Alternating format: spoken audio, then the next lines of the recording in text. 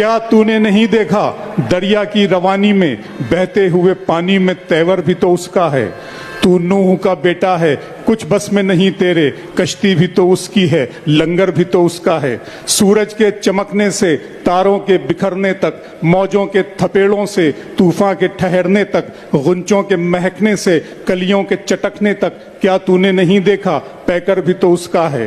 عظمت سے حقیقت سے منہ موڑنا چاہا تھا, کچھ ہاتھیوں والوں نے گھر توڑنا چاہا تھا, کیا تو نے نہیں دیکھا معصوم پرندوں نے کس طرح حفاظت کی, وہ گھر بھی تو اس کا ہے. کیا تو نے نہیں دیکھا, کیا دیکھ لیا تو نے, اس کے ہی اشارے پر یہ سارے تماشے ہیں. وہ دھوپ کا مالک ہے, وہ چھاؤں کا خالق ہے, آنکھیں بھی تو اس کی ہے, منظر بھی تو اس کا ہے. کیا تو نے نہیں دیکھا وہ خاک کے ذروں سے سورج بھی بناتا ہے, تارے بھی بناتا ہے. میں کیا ہوں, میرا کیا ہے, مٹی ہی سمجھ مجھ کو, پتھر ہی سہی لیکن پتھر بھی تو اس کا ہے. خدائے بزرگ و برتر کی اس حمد و ثنا کے بعد, مالک دو جہاں کی بڑائی اور کبریائی بیان کرنے کے بعد, سرشٹی کے رچیتا ودھاتا کی وندنا کے بعد, آئیے ان کی بات کرتے ہیں جو وجہ کل کائنات ہے.